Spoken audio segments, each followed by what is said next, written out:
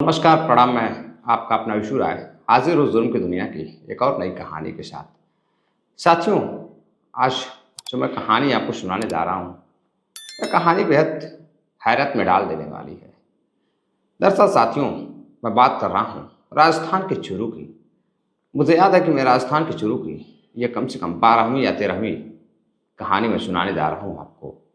अक्सर कर चूरू में ही ऐसी घटना क्यों होती है, कमेंट कर आप लोग ज़रूर बताइएगा। दरअसल साथियों, राजस्थान के चूरू में एक तहसील लगती है, तारानगर तहसील। तारानगर तहसील के अंतर्गत एक गांव लगता है, भालेरी गांव। भालेरी गांव में एक व्यक्ति घर से काम करने के लिए खेतों में निकलता है, लेकिन घर नहीं लौटता है। अब इधर घर पर सिर्फ उसकी पत्नी और पड़ोस में उसके चचेरे ताऊ और उसका जो परिवार था वो रहता था। परिवार में सिर्फ पत्नी ही थी और उसका एक भाई था। मात्र 3 से 4 लोगों का छोटा सा परिवार था। सब कुछ सही चल रहा था। व्यक्ति खेतों में काम करने के लिए जाता है, लेकिन शाम को घर नहीं लौटता है। अब इधर घर वाले काफ़ी परेशान होते हैं, उसकी पत्नी भी परेशान होती है और फिर उसका भाई भी परेशान होता है। उधर ताऊ के घर वाले भी परेशान थे कि आखिर उनके घर का लड़का कहाँ चला गया, अभी तक कुछ पता नहीं है। अब गांव वालों को पता चलता है कि गांव का एक लड़का गायब है, उसका कुछ पता नहीं है, वो कहीं चला गया है। अब इधर गांव वाले भी मिलकर आसपास क्षेत्रों में छानबीन करते हैं, खोजबीन करते हैं, लेकिन कहीं कुछ पता नहीं चलता है। अब इधर 2 से 3 दिन हो जाते हैं। अब उसके खेतों पर भी घर पर सन्नाटा फैला रहता है। अभी गांव वाले जांच पड़ताल कर ही रहे थे कि एक व्यक्ति उसके खेत के पास से ही जा रहा था। उसके खेत के पास एक पानी का कुंड जो बिल्कुल ऊपर से पैक और उस पर ताला लगा हुआ था। अब वहाँ बैठता है तो उसे कुछ महसूस होता है कि अजीब सी बदबू आ रही है आसपास से। अब आसपास जाकर देखता है कुंड के चारों तरफ, तो कहीं कुछ दिखाई नहीं दे रहा था। अब उसे लगता है कि शायद कोई जानवर वगैरह मरा हो, उसी की बदबू आ रही होगी। एक बार फिर उठता है और आसपास पूरे खेत में एक राउंड मारता है पूरे खेत का, लेकिन कहीं ना कोई जानवर मरा था, न कहीं कुछ पता चल रहा था। अब इधर परेशान होकर फिर वह थक हार कर व्यक्ति आकर फिर उस कुंड के पास बैठ जाता है। तभी फिर से काफ़ी तेजी से बदबू आने लगती है। तब उसे महसूस होता है कि हो न हो कहीं इस कुंड से तो बदबू नहीं आ रही है। अब ध्यान से वो महसूस करता है तो पता चलता है कि वो बदबू कहीं और से नहीं बल्कि उसी पानी के कुंड से आ रही है। अब उसे कुछ शक होता है, फौरन ही वहाँ से दौड़ता हुआ वह गांव की तरफ जाता है। गांव वालों को जाकर बताता है कि खेत के पास जो कुंड है पानी का, वहाँ से बदबू आ रही है। अब कुंड पर ताला लगा हुआ है। अब इधर घर वाले भी, उसका छोटा भाई और चचेरे ताऊ और उनके घर के लोग दौड़कर जाते हैं तो देखते हैं कि कुएं पर तो ताला लगा हुआ है। अब उसकी पत्नी की खोजबीन होती है कि उसकी पत्नी कहाँ गई है, तो पता चलता है कि पत्नी दूसरे के खेतों में काम करने के लिए गई हुई है। अब उसकी पत्नी को बुलाया जाता है। उसकी पत्नी भी काफ़ी परेशान थी, ना उसके पति के पास कोई फ़ोन था ना कुछ था कि कुछ पता चल सके। इधर उसकी पत्नी के पास चाबी रहता है, घर से चाबी निकालती है और फिर निकालने के बाद अपने देवर को दे देती है। देवर लेकर उस कुंड के पास पहुंचता है। जब कुंड का ताला खोला जाता है और ताला खोलकर जब उसका फाटक हटाया जाता है, तो जब सभी लोग ध्यान से अंदर देखते हैं, गांव वाले देखते हैं, मौके पर पुलिस को भी बुला लिया जाता है। तारानगर की पुलिस भी मौका वारदात पर पहुंचती है। जब कुंड खुलता है, कुंड पर पुलिस भी सब नीचे झांक कर देखती है तो उसमें एक व्यक्ति की लाश तैर रही थी जो काफ़ी फूल चुकी थी। स्थिति लाश की काफ़ी खराब हो चुकी थी। अब पुलिस गांव वालों की मदद से लाश को बाहर निकालती है और जब लाश को गांव वाले देखते हैं तो हैरान रह जाते हैं। दरअसल साथियों, वह लाश किसी और की नहीं, वह लाश उसी व्यक्ति की थी जो गांव का लड़का गुम हुआ था। अब पुलिस देखती है कि सर पर काफ़ी गंभीर चोट के निशान भी दिख रहे हैं। शरीर पूरी तरह से फूल चुका है, गले पर भी रस्सियों के निशान हैं। अब पुलिस आगे की जांच पड़ताल करती है, बॉडी को पोस्टमार्टम के लिए भेज देती है। अब गांव के लोग काफ़ी परेशान थे, हैरान थे कि आखिर उस व्यक्ति का कत्ल किसने किया होगा। अब जो मृतक व्यक्ति रहता है उसका नाम गोपी मेघवाल रहता है। गोपी मेघवाल का कत्ल किसने किया होगा। अब पुलिस के सामने एक सवाल था। इधर पुलिस सवाल का जवाब ढूंढने के लिए अब जांच पड़ताल शुरू करती है। साथियों, जांच पड़ताल जब पुलिस शुरू करती है तो एक ऐसी हकीकत सामने निकल कर आती है जिसको सुनकर सभी लोग हैरान थे, किसी को यकीन नहीं हो रहा था। गांव वाले भी बिल्कुल यकीन नहीं कर पा रहे थे कि आखिर किसी अपने ने ही ऐसा किया है।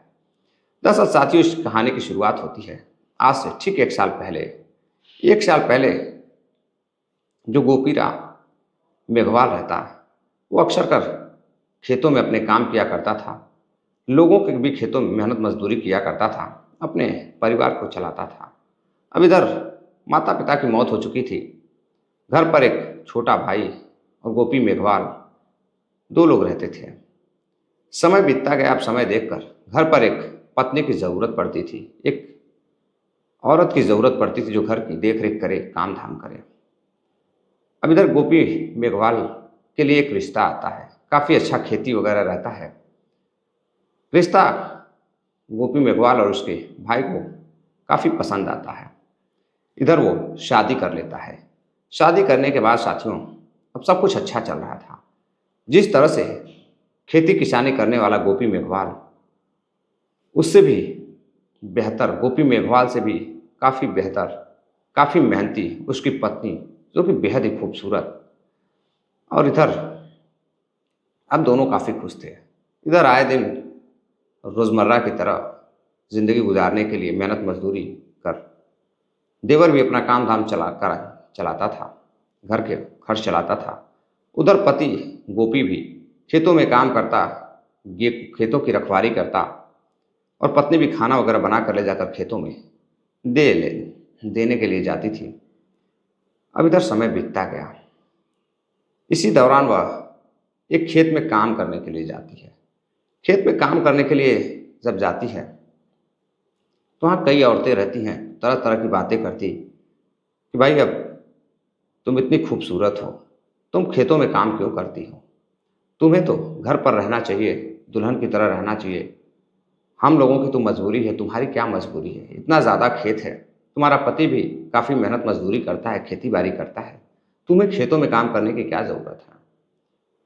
अब जो उसकी पत्नी रहती, नाम मोनिका रहता, मोनिका बेहद खूबसूरत लड़की, वो बताती है कि मैं अपने गांव में भी जब थी तो वहाँ पर भी काम धाम किया करती थी, काफ़ी गरीब घर से हूँ, खूबसूरत भले ही है लेकिन काम धाम में काफ़ी उसका मन लगता था, वह बिल्कुल भी हिचकती नहीं थी। अब इधर काम धाम लोगों के खेतों में भी जाकर किया करती थी। अब इसी दौरान वो अपने मायके चली जाती है।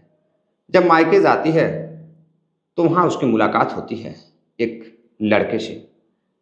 काम धाम के दौरान, अपने गांव के खेतों में काम धाम के दौरान, उसके गांव के ही पास का रहने वाला लड़का आमिर, आमिर से उसकी मुलाकात होती है। आमिर जब खेतों में काम करते हुए उस खूबसूरत लड़की को देखता है तो साथियों उसके पास चला जाता है। उसके पास जाता है तो जाने के बाद उसको देखता रहता है। अब लड़की भी उसे देखती है तो लड़का आमिर से पूछती है कि भाई ऐसे क्यों देख रहे हो, आखिर ऐसा क्या मुझमें दिख रहा है। वहाँ आसपास और भी लोग काम कर रहे थे तो आमिर कुछ नहीं बोलता है, मुस्कुरा कर चला जाता है। अब इधर 2-3 दिनों के बाद फिर आमिर आता है। अब उस गांव का चक्कर लगाने लगता है। एक दिन आता है तो उसको जिस लड़की की वह तलाश में था, मोनिका कहीं दिखाई नहीं देती है। फिर एक दिन पता लगाता है कि किसकी लड़की है, कहाँ रहती है। सब कुछ पता लगाने के बाद अब फिर वह लड़की मोनिका अपने यहाँ गांव में, यानी कि ससुराल में, खेतों में खाना पहुँचाने के लिए जा रही थी। तभी आमिर वहाँ आता है। आने के बाद रास्ते में देखता है कि ये तो वही लड़की है, मोनिका अपने खेतों में काम करती है और खाना वगैरह लेकर जा रही है। इधर आमिर उसका पीछा करता है और खेत से कुछ दूर पहले ही आमिर उसे रोकता है और कहता है कि मुझे पहचान रही हो, अगर कोई तुम्हें दिक्कत ना हो तो चलो मैं खेतों तक छोड़ दूँ। तो कहती है कि नहीं, ये मेरा ससुराल है, और कोई देख लेगा तो बहुत बुराई आ जाएगी, लोग क्या कहेंगे, मैं तुम्हें नहीं जानती हूँ, तुम चले जाओ। अब ऐसा सुनते ही फिर आमिर चला जाता है।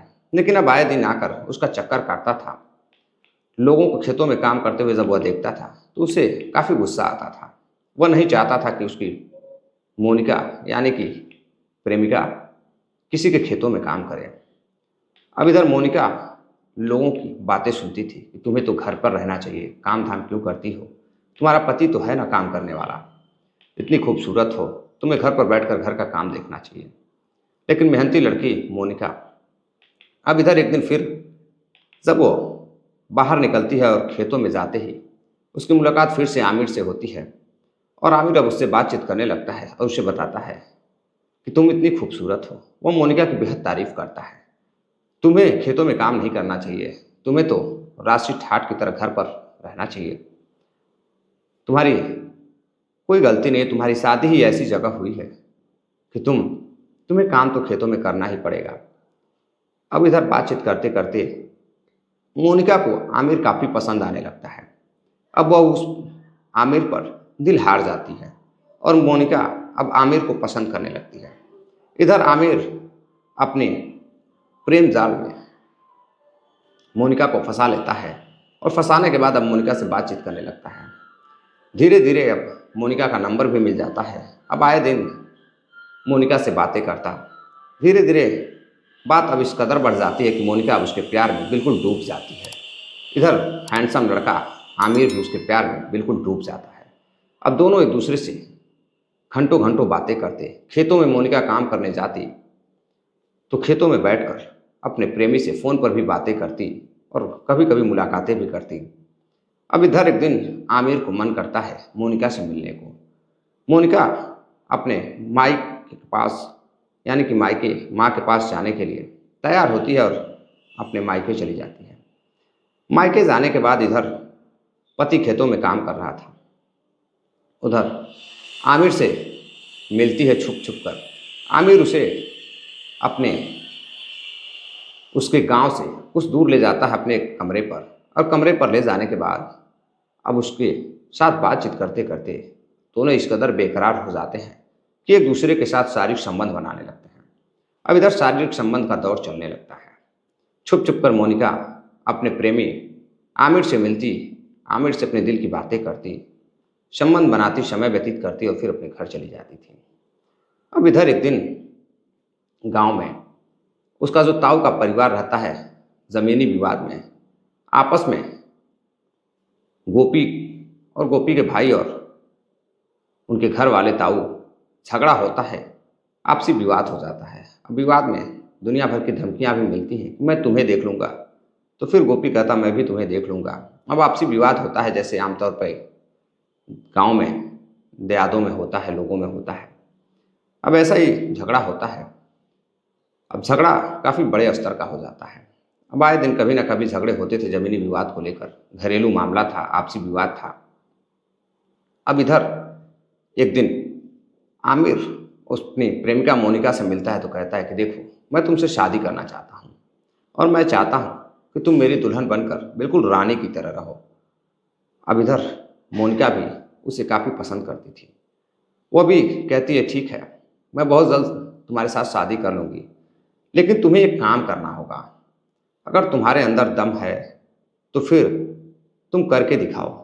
अगर तुम मुझसे शादी करना चाहते हो, तुम्हें शादी से पहले एक कत्ल करना होगा। अब जब आमिर ये बात यह सुनता है तो वह पहले तो सोचता, फिर कहता है ठीक है, मैं कत्ल करने के लिए तैयार हूँ। आखिर कत्ल किसका करना होगा?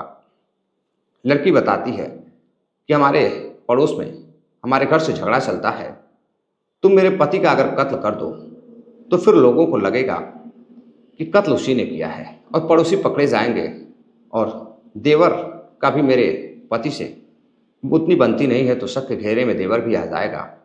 एक काम करो कि तुम कत्ल कर दो और मैं तुम्हारे साथ शादी कर लूँगी, जब मैं विधवा हो जाऊँगी तो मैं तुमसे शादी कर लूँगी और किसी को शक भी नहीं होगा। इधर आमिर तैयार हो जाता है। अब 11 अक्टूबर इस शाम को जब गोपी मेघवाल अपने खेतों में काम करने के लिए जाता है, उसकी रखवाली के लिए जाता है, तो वहाँ पर उसकी पत्नी धीरे से अपने घर से निकलती है और आमिर को फ़ोन करती है। फ़ोन कर अपने खेतों के पास बुलाती है। आमिर इधर खेतों के पास पहुँचता है। उधर उसका पति सो रहा था। अब रात 11 अक्टूबर की रात करीब 11 बज रहे थे। अब इधर पत्नी चुपके से जाती है, आमिर भी जाता है और पत्नी देखती है कि उसका पति सो रहा है। अब उस बेरहम पत्नी, चरित्रहीन पत्नी का रूह भी नहीं कांपता है। वह एक पत्थर उठाती है और पत्थर से अपने ही पति के सिर पर जोरदार प्रहार करती है। अब जैसे ही उस पत्थर उसके सिर पर लगता है, वह जोर से चिल्लाता है और उसके बाद शांत हो जाता है। और इधर उतनी ही देर में आमिर जो है उसका रस्सियों से गला घोंट देता है। जब तक वह बेचारा छटपटाता, कुछ कहने की कोशिश करता, उसकी मौत हो जाती है। अब यह देखने के बाद पत्नी और आमिर दोनों उसकी नसों को टटोलते हैं, उसके चेहरे को हिलाते हैं कि वह मरा है या नहीं। फिर कई बार पूरी तरह से मारते हैं, प्रयास करते हैं, कंफर्म करते हैं कि बिल्कुल गोपीराम मर चुका है। पत्नी मुस्कुराती है और आमिर से कहती है अब तुम्हारा रास्ता साफ हो चुका है।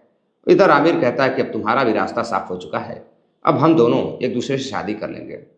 तभी पत्नी बताती है कि आखिर मार तो दिया हमने, कत्ल तो कर दिया, लेकिन इस लाश का किया क्या जाए, कहाँ छुपाया जाए। तभी आमिर बताता है कि एक काम करो कि ये जो कुंड है इसी में लाश को डाल देते हैं और किसी को पता भी नहीं चलेगा और इसको ऊपर से बंद कर देते हैं। अब वहीं ताला भी था, चाबी भी थी कुंड के पास। अब दोनों मिलकर उसकी बॉडी को, गोपीराम की, मेघवाल की बॉडी को उसी कुंड में डाल देते हैं, पानी के कुंड में। डालने के बाद ऊपर से ताला लगा देते हैं ताकि किसी को कुछ पता न चले। अब उधर पत्नी बचने के लिए अपने फ़ोन को तोड़ डालती है, सिम को तोड़ डालती है ताकि पुलिस भी चाहे तो पकड़ ना पाए। अब वो अपने तरीके से दिमाग लगाती है, आमिर और दोनों मिलकर दिमाग लगाते हैं। उधर आमिर कत्ल करने के बाद आराम से अपने घर पर जाकर सो जाता है। इधर उसकी पत्नी मोनिका घर चली आती है। अब शोर मचता है कि भाई गोपी मेघवाल तो गायब है, उसका कुछ पता नहीं है। 2 से 3 दिन हो जाते हैं, गांव वाले ढूंढते हैं।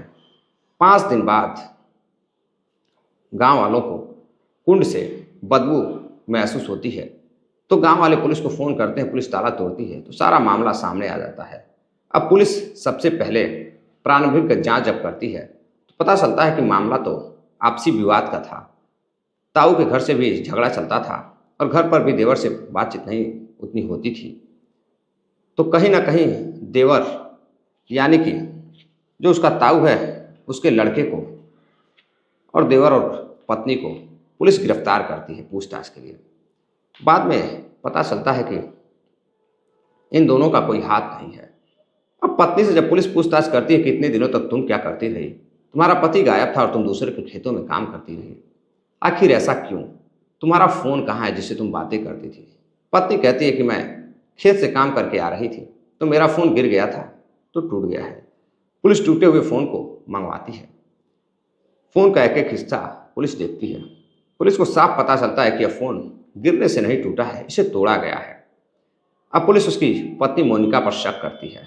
शक करती है तो उसकी कॉल डिटेल्स निकालती है। साथियों, जब कॉल डिटेल्स निकालती है तो पता चलता है कि जिस रात वह गायब हुआ था उस रात करीब 8 बजे मोनिका ने एक लड़के आमिर पर फ़ोन किया था और अक्सर कर उससे बातें होती थी। अब इधर पुलिस आमिर को भी गिरफ्तार करती है।